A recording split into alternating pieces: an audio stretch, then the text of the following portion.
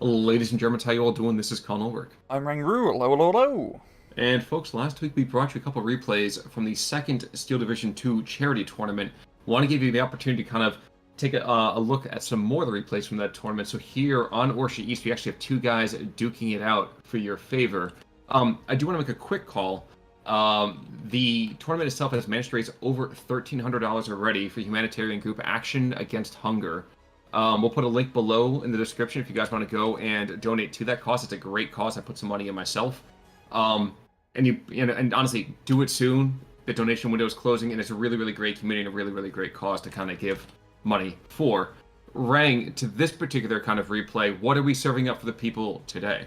Left hand side in the blue, we have Syno playing second New Zealand with a Vanguard income. Right hand side in red, we have Scherwi playing 10th Guard tank with a Maverick income. And right off the bat, we're seeing field engineers and Ogmanshikis being chucked right into the center of things. You know, the thing I didn't really quite appreciate the fact that field engineers are almost the ideal opening kind of piece, aren't they? I mean, the opening kind of, I would say, town aggression piece. Yes. Like between the Thompsons, the charges, and heck, even the Enfields to kind of keep that medium range kind of engagement pretty honest. It's not a bad combo. Yeah, they are pretty decent. I mean, it remind me of the old Superior PPS-8 rush when it had satchel charges as well. So, they're a very good unit, because you can just rush them up with the jeeps that they come in. And just, as you see, in versus the two-man flamethrower teams, they do pretty well. I am moderately amused by the fact that we have Piat kind of edge-hugging in the south, but we have a Boita Panther in the center. Actually, I guess I can't really call it a Boita because it's not German, so I couldn't tell you what the Russian thing is. Let's call it Lend-Lease from the Germans. Forced Lend-Lease. Exactly, Yes. exactly. Converting to communism. And of course, I know I was slagging off, I would say, at the beginning, even before we went live here, that Stuarts are going to get wiped the floor with the armored vehicles over here from the Soviets early on, and we did see a Stuart go down to the center here. And now, Spitfire, not quite getting the damage I kind of thought he was going to get, but then you remember, it's not Red Storm Rising, so... Nope. But yeah, it's going to be a pretty interesting one. I mean, New Zealand definitely have the infantry advantage with all the Oplates, which are a fantastic infantry choice, just very well effective.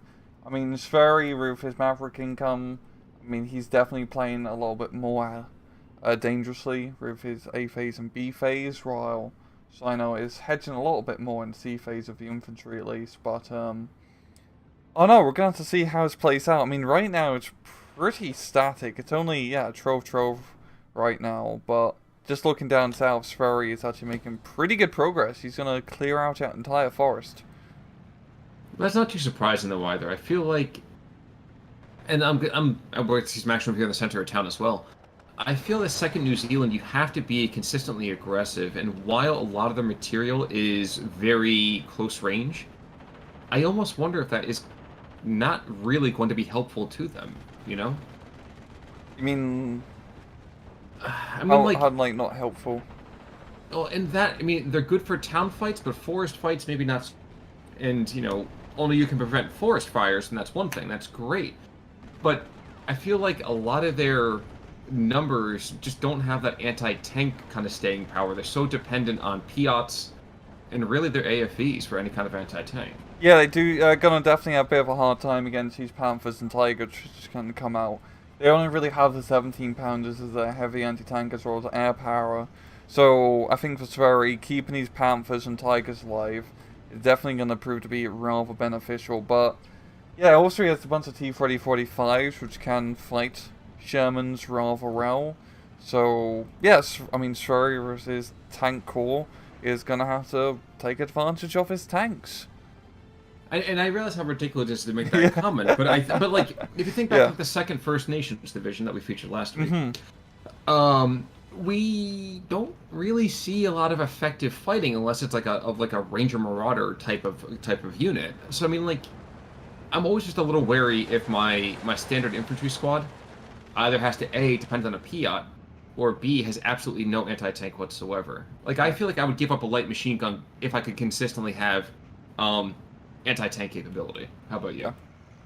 Yeah, I see what you mean. I've also just thinking about it, like 2nd New Zealand doesn't have any Wunderwaffen units or anything super crazy gimmicky. It's all very standard stuff, kind of like with 3rd Canadian. So you do lack any cool superpower units like that, but you can still definitely make it work with just if you manage to make use of those Shermans and Oplates, which is really the bread and butter for 2nd New Zealand, as well as more Spitfires doing constant. Well, not constant, but pretty regular bombing runs. Absolutely, and I think that point that you made is just great. I just feel like sometimes for me, like I want those jack of all trades, master of none kind of squads. That's always me in any kind of RTS that I play. Yeah. Having anti-tank and infantry is such a luxury. Yes. But this is such a Panther goes down. Oh. He only took 3 Shermans, or 4 Shermans to kill 1 Panther, so he's doing good on the Panther to Sherman ratio. Oh, no, and a Stewart, so... Oh, and a Stewart, yeah, so it's like 4.5.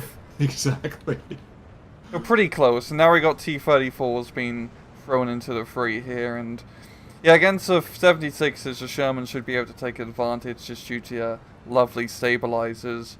And this is pretty interesting. I mean, Syno's gonna almost capture this hill completely. He has lost the southern side, though he still has a PA and a field engineer down there. It'd be interesting to see if Syno can keep control of this hill, because if you manage to just completely control it and just hug along the edge, your opponent just can't get back onto it. It's really too difficult. I think he can do that if he takes either the Stewart or Sherman and starts to deploy to the further south. See where this Oplate is, the furthest southeast? Oh, yeah. You got to be able to cover that southern approach. As you can see right now, we have T-34s that are swinging up around this advance, and this is going to be a problem pretty dang quick. Yeah, I really do love this flank of the T-34s. You usually don't see people playing around in this open area on this hill, and this is a great area to post with tanks. Fortunately for him, Syno doesn't have any anti-tank nearby to blow up the T-34s, but, yeah. But, same time, there's a whole lot of Sherman still on that hill. That's true, but you don't count out those guard DPs. Remember, those guys can be annoying to death, if nothing else. Looking further to the northwest, we are going to see that Oplates and guard DPs are duking out. Oh no, and Diggers as well. Forgive me, I didn't call those guys out there. But Diggers kind of hold steady against those guard DPs, and I guess the question is, are guard DPs better than Diggers or no? Yeah, I'd definitely say they're better. They got the SMGs and... Or they don't have a Piat, but... joking aside, Piat being bad, all of that is kind of better to have in a PTRD.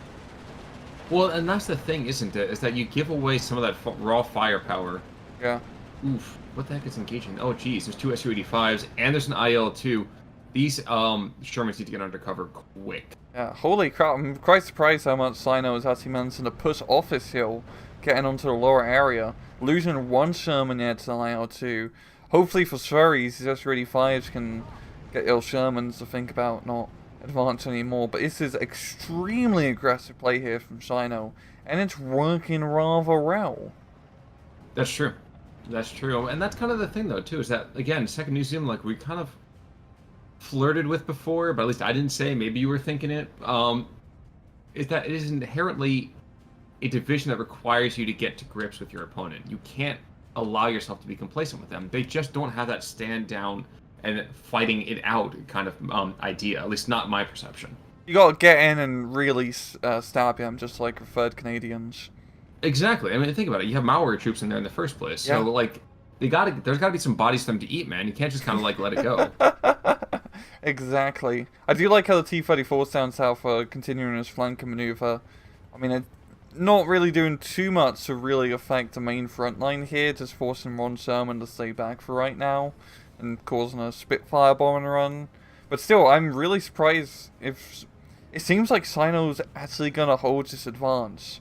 Like, he's got a lot of infantry in these forests, and of course they're opposites with the Raiders, which make him rather sneaky and good even if they get behind enemy lines. Well, the mildly amusing thing is that right now the Su-85s are blind. Oh, there's no real reconnaissance, and No, they're just driving. Yes. Yeah, they're just driving straight into the tanks, which they have decent armor to be fair, but still better. being shot at.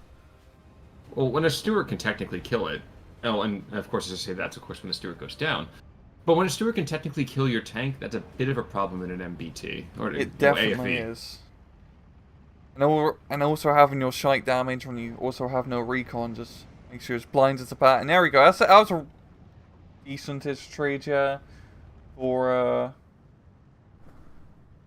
I'm sorry, I was actually watching the 17-pounder take out the T-34 as the IL-2 came in to take out the Sherman. So that tank flank, it got spanked.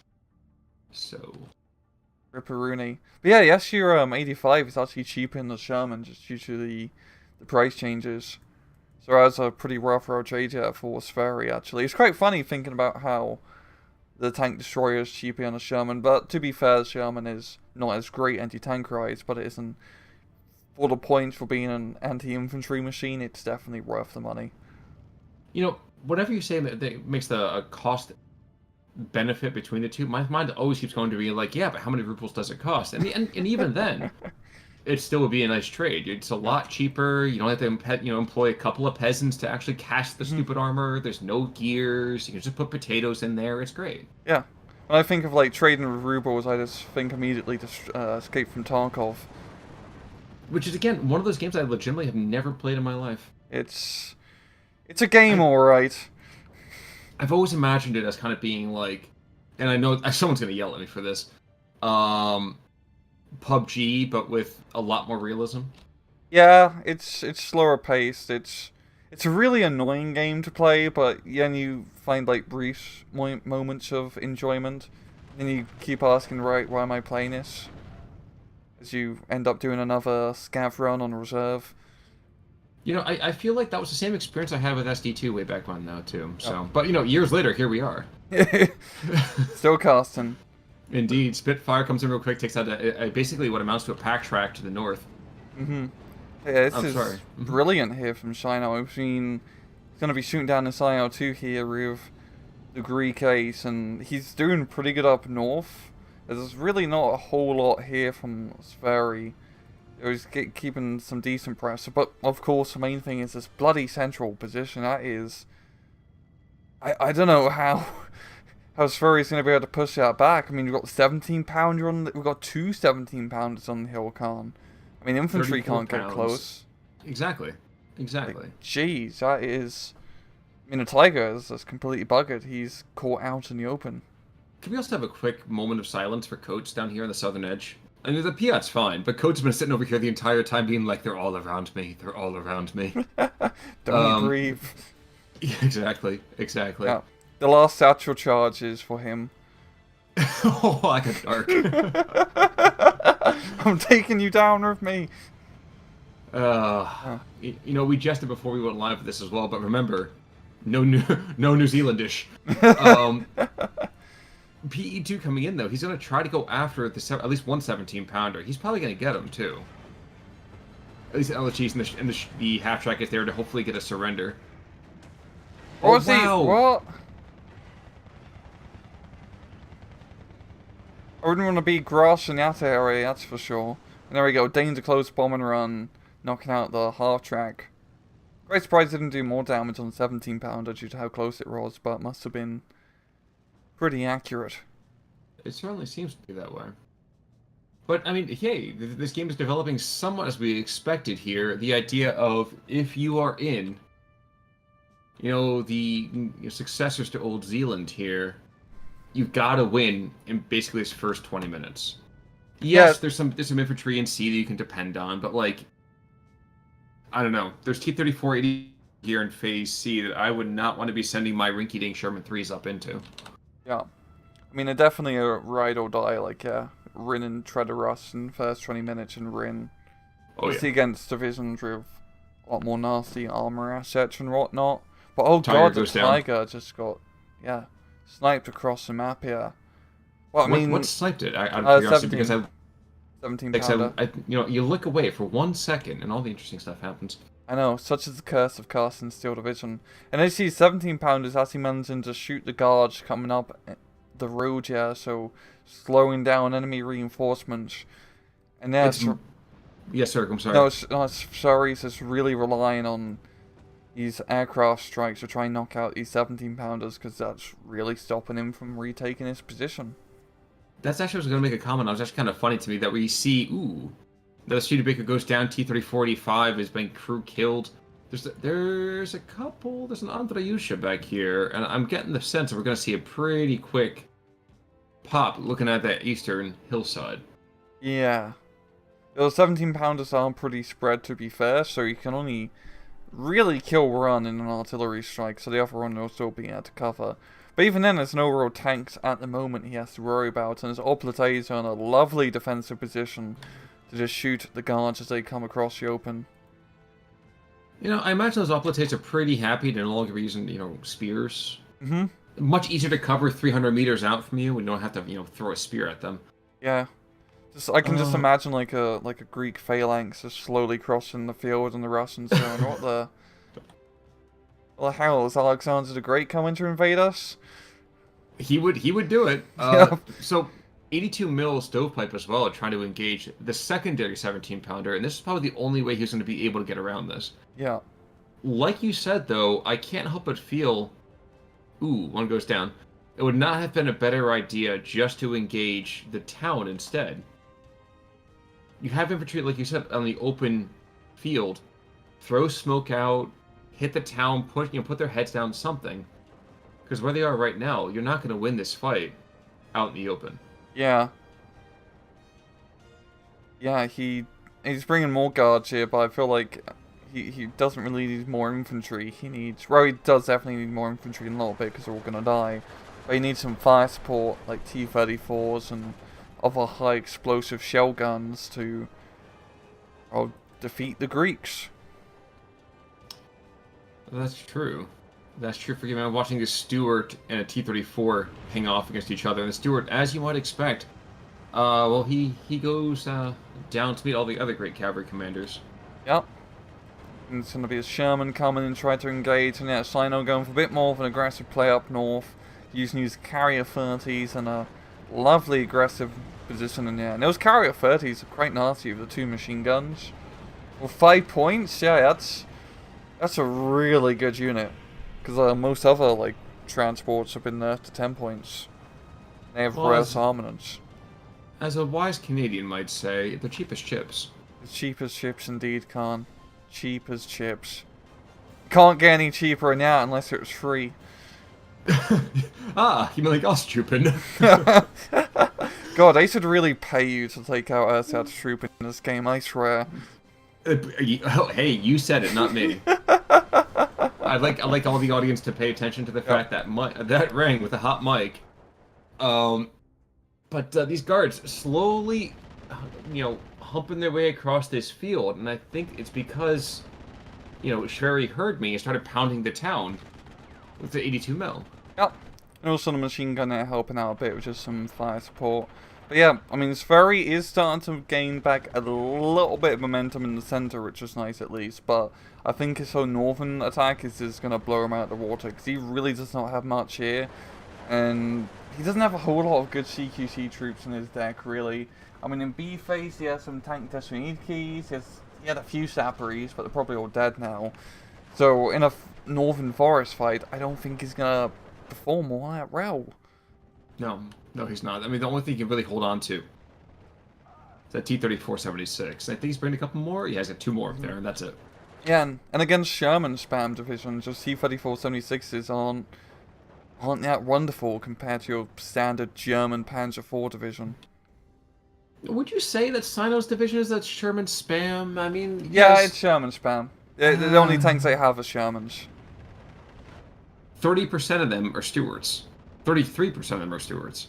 In a way, yeah, but still, majority is Shermans. Okay, that's fair. I think at that point I was looking to quibble overall, and I'd like to think that I've accomplished that goal.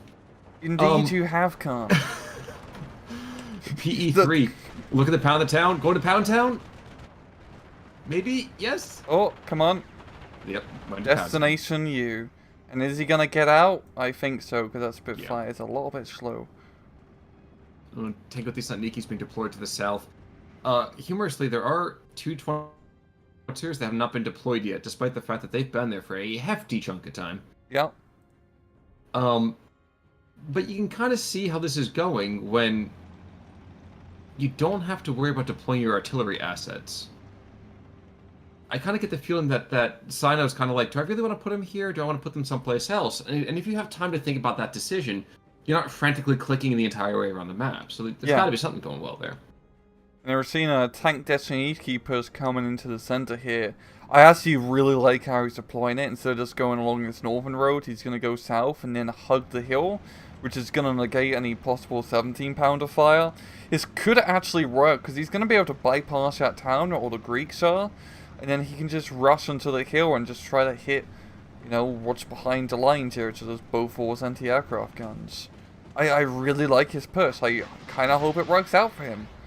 Yes, but also no. Because the Bofors are still there. The Bofors, they have an HMG, and these two stewards, while yes, they are being deployed to the eastern side of this, they're being deployed to the south, and there goes the entire rush. The entire rush is now done. I'm sorry. Yeah, I kind of wish he kept moving along the road and then used the road entrance to get up into the hill instead of crossing over the open field, because without any anti-tank, yeah, he's just going to get picked off run by one. So his Tanko Destiny here, I don't think are going to have much of a time to descent. No, I don't think they will. And actually, more accurate, shouldn't they be called like half-track Desantniki? Yeah, it's true. Yeah. Yeah, I know, because in game, like, this model I'm using the half-tracks instead of tanks, because I think tank infantry transports would be a bit weird in terms of balance. Sure, it would be super cool. It would also be hard to, like, I think, engine raise, because if a tank is getting shot at while people are on top, the people should take casualties, because it's an open-top tank. Well, I mean, and that's what honestly could happen. I don't know how that would work. I just don't think that's just an engine limitation, all things considered, which is a bit of a shame. Yeah, that would certainly seem to be. Zis 3, in the meantime, might be able to go. He might be able to take out this heavy machine gun, this evil, evil thing that he is. Yeah. Be mildly amusing if the Stewards got taken out. Yep. Oh no, I thought he was taking shots at the Steward, but that will not be happening. It looks like we're getting down to the final 90 seconds of this match, unless some miracle happens.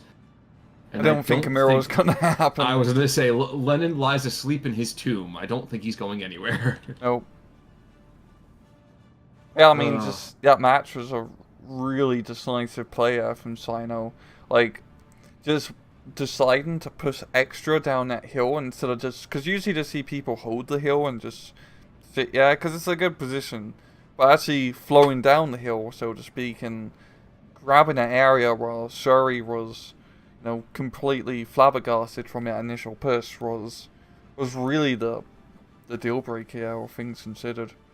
Well, yeah, and you know what? I'm thinking about it now. I think to a certain extent that became a breakwater for a lot of this fight here. Yeah.